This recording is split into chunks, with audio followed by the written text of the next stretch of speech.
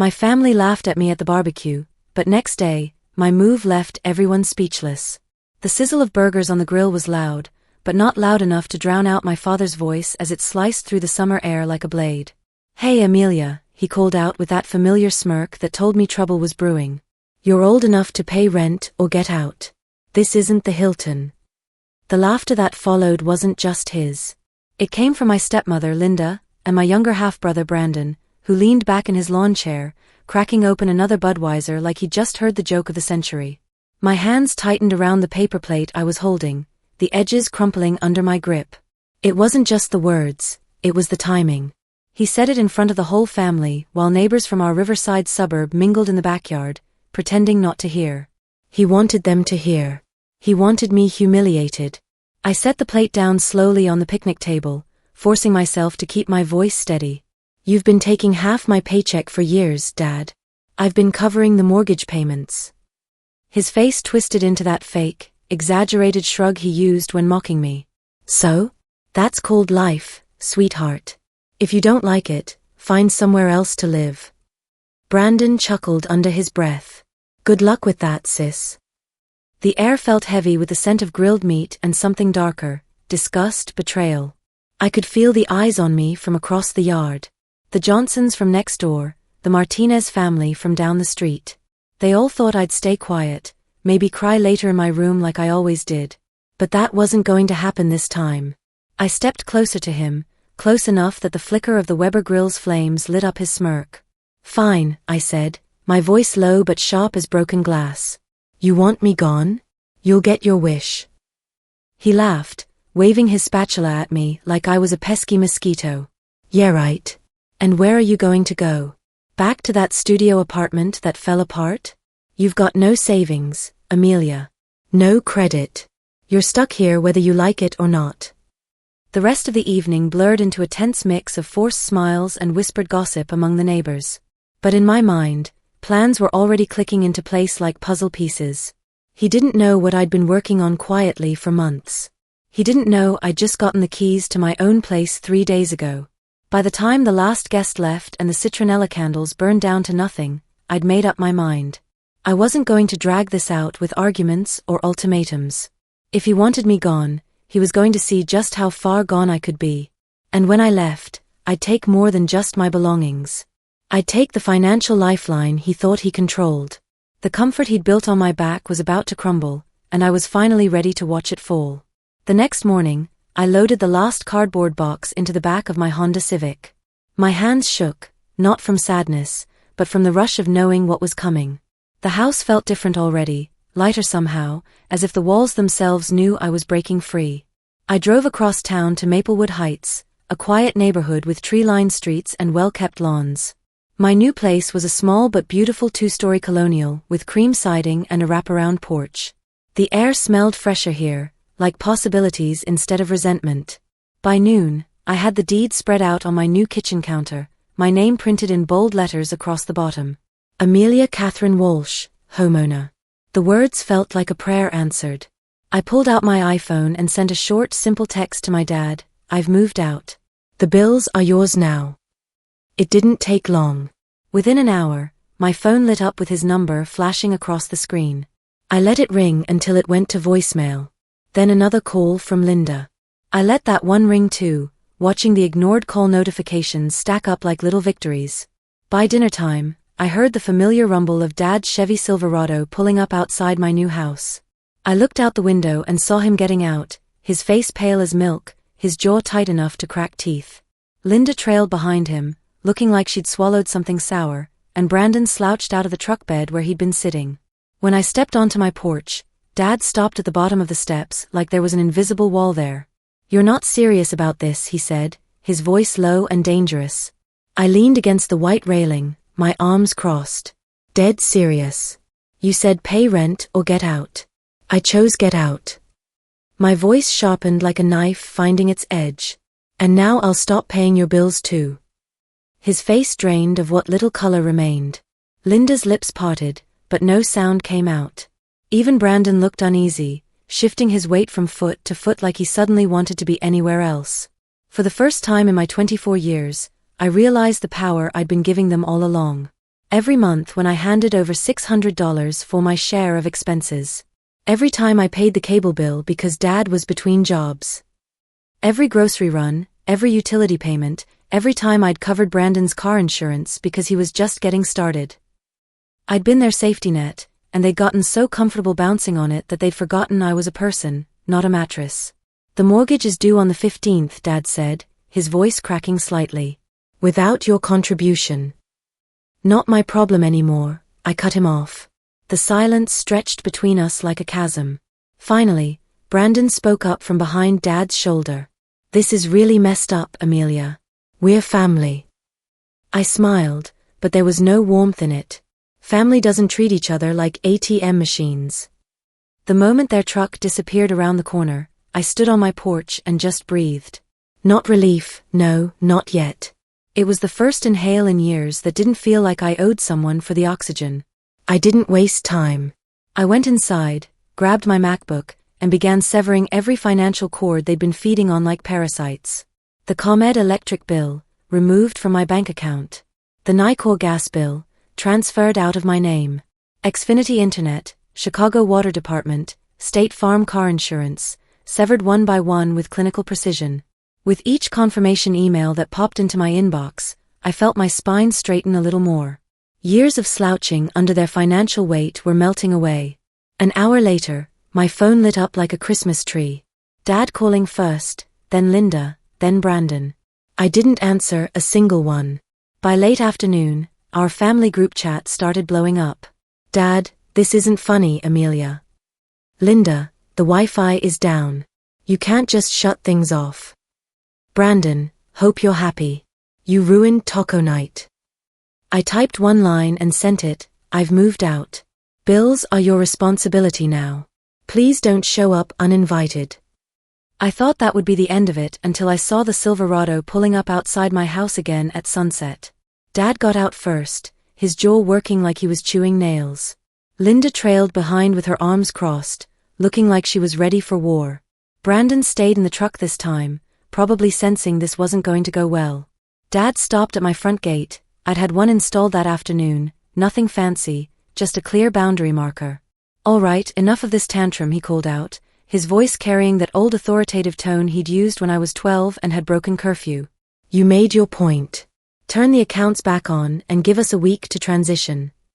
I walked down my front steps slowly, deliberately. No.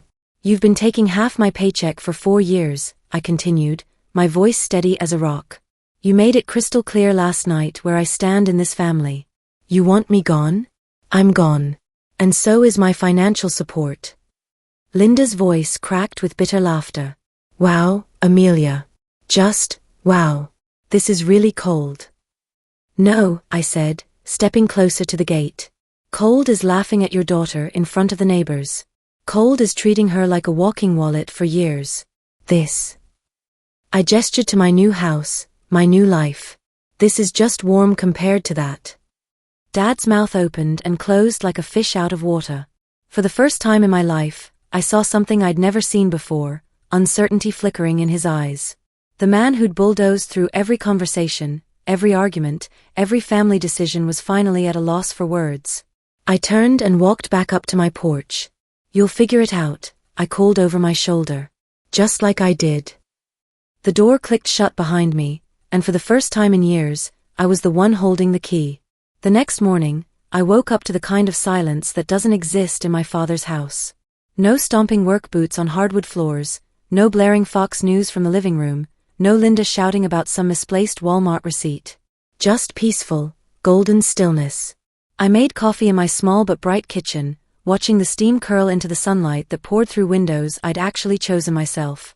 For a moment, I almost smiled, until my phone started buzzing like an angry wasp. Unknown number, call us. This is urgent. Dad, the power's been cut off. The food in the fridge is spoiling. Linda, if you care about this family at all, you'll fix this today.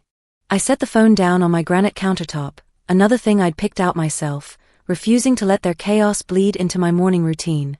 They were just learning what I'd known for years. Bills don't magically pay themselves. By noon, the knocking started. 3 sharp raps on my front door that made my coffee cup rattle. I checked the security camera I'd had installed. Linda, alone this time, wearing oversized Ray-Bans to hide half her face. I opened the door just enough to see her fully. "What do you want?" Her smile was forced, brittle as old plastic. "We need the Geico policy to stay in your name for just a few more days. Brandon's got a job interview at Best Buy on Thursday." I shook my head. I already transferred it to my new address. It's my policy now. If Brandon needs coverage, he can get his own. Her jaw twitched. "You're punishing us, Amelia. This is punishment, pure and simple." "No," I said, leaning against the doorframe. "I'm refusing to be punished anymore. There's a difference." She blinked, caught off guard by how calm I sounded. "Your father is furious. You know he only gets like this because he's stressed. The auto shop closing, all the bills." "That shop closed 3 years ago," I cut her off. "He's had 3 years to find steady work instead of leaning on me like a crutch." For a moment, the mask slipped. Her eyes hardened behind the sunglasses. "You'll regret this, Amelia. Sooner than you think." I closed the door without answering. That night, as I was unpacking boxes in my living room, arranging furniture the way I wanted it for the first time in my adult life, my phone lit up with an email from Chase Bank. My stomach tightened. I logged into my account immediately. Multiple failed password attempts in the last 2 hours, all from an IP address I didn't recognize. But that wasn't the worst part. There was also a notification about a Macy's credit card I'd never opened, registered to my name but with an address in Riverside, Dad's address. My old address. It didn't take a detective to connect the dots. My purse had gone missing in their house about a year ago, only to reappear 2 days later with nothing missing. Or so I'd thought at the time. I printed every email, every statement, every attempt at fraud, and slid them into a folder I labeled Evidence in thick black Sharpie.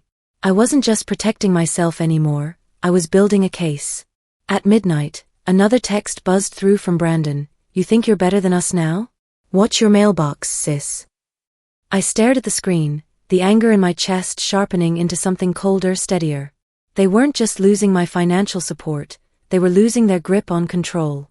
And the more they realized it, the uglier this was going to get. The next 2 days passed in deceptive quiet.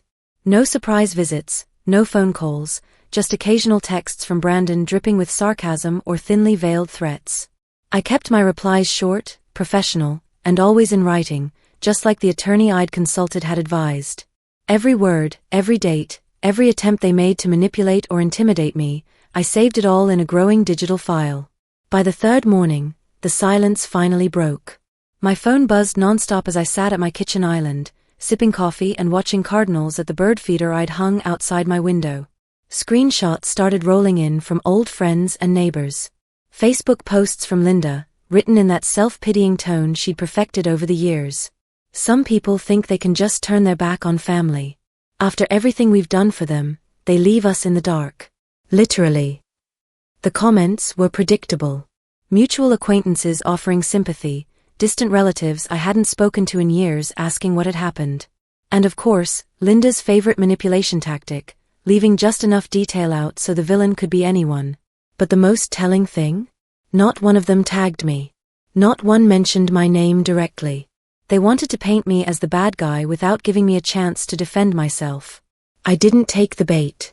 Instead, I called ComEd, Nicor, and Xfinity again to triple-check that every account had been properly transferred out of my name. I wasn't giving them a single inch of leverage to crawl back into my financial life. By noon, my Ring doorbell chimed. The video feed made my jaw clench. Dad, alone this time, hands shoved deep in his Carhartt jacket pockets, looking smaller somehow than he had just days before. I opened the door but stayed behind the threshold. "What is it?"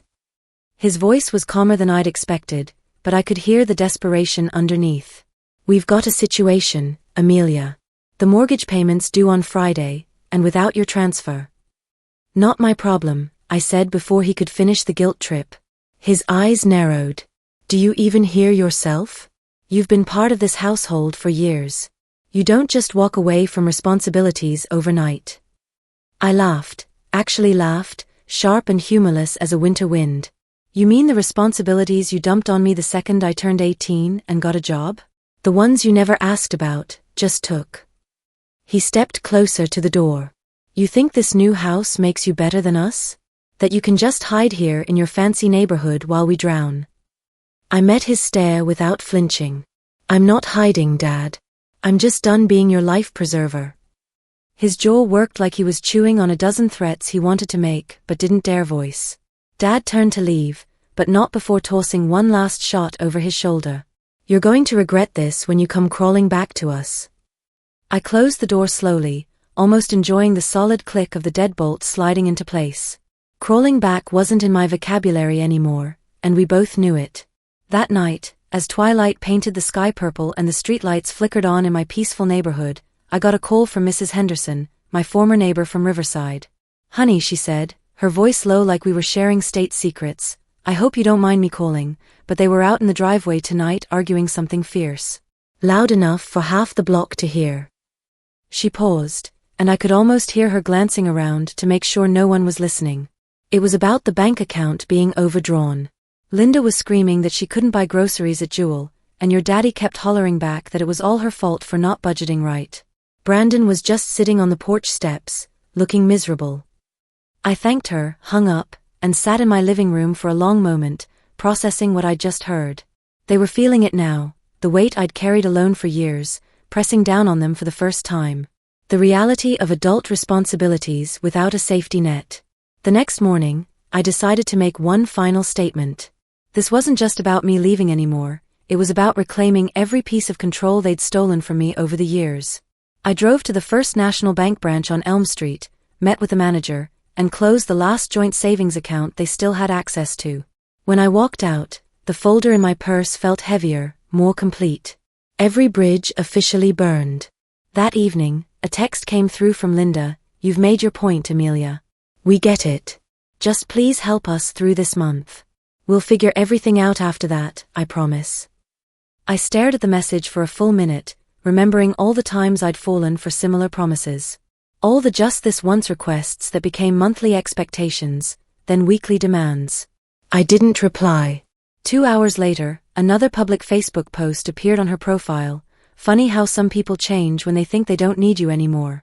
But life has a way of humbling everyone eventually. For once, Linda was absolutely right. Life does have a way of humbling everyone. And theirs was only getting started. It was Saturday morning when the perfect opportunity landed right in my lap like a gift from the universe. I was sitting on my back porch, drinking coffee and reading the Chicago Tribune online, when an email notification popped up on my screen. The subject line made my heart skip, urgent, past due balance and notice of public auction, 1247 Riverside Drive. At first, I thought it was a mistake. I hadn't lived there in weeks, and I'd removed my name from everything tied to that house. But when I opened the email, I realized Wells Fargo still had me listed as an emergency contact from years ago when I'd co-signed something. The foreclosure notice was brutally clear: 2 mortgage payments missed, no payment arrangement made, public auction scheduled in 30 days. I sat there staring at my laptop screen, coffee growing cold in my hands. This was it. The moment when the universe handed me proof in black and white that all their loud confidence, all their entitled demands, had been nothing but smoke and mirrors. A year ago, I would have panicked. I would have rushed over there, drained my savings account again, made frantic calls to the bank to work out a payment plan. I would have saved them from their own irresponsibility one more time. Now? I hit print, then carefully slid the paper into my evidence folder.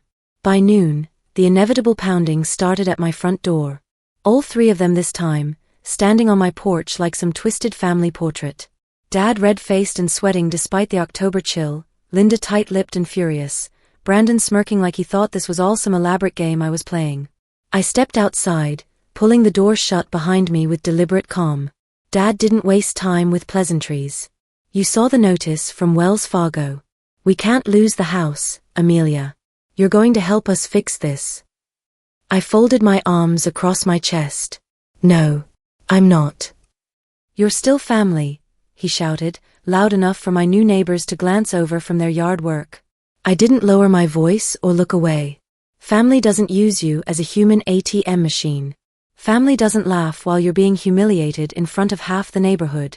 Family doesn't commit credit card fraud in your name and expect you to just smile and take it.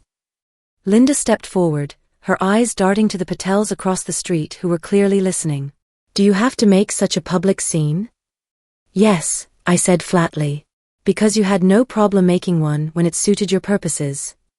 Brandon muttered under his breath, this is seriously messed up. I turned to face him directly. You're absolutely right, Brandon. It is messed up that I let this go on for as long as I did. Dad's voice dropped to that quiet, dangerous tone he'd always used when he thought he could still intimidate me. If you walk away from this, Amelia, you'll be nothing to us. Nothing. I smiled, but there was no humor in it. Then I'll be nothing to you and everything to myself. I stepped back toward my door, but before going inside, I pulled the printed foreclosure notice from my folder and held it up where they could all see it clearly. This, I said, my voice cutting clean through the autumn air, is what happens when the person you've been bleeding dry finally stops being your personal blood bank. I let the paper flutter down to the porch at their feet. The door closed behind me with a solid, satisfying click of finality. Through my living room blinds, I watched them stand there, Dad frozen in shock, Linda glancing nervously at the neighbors, Brandon kicking the foreclosure notice like it might bite him. They left without another word, and I was finally, completely free.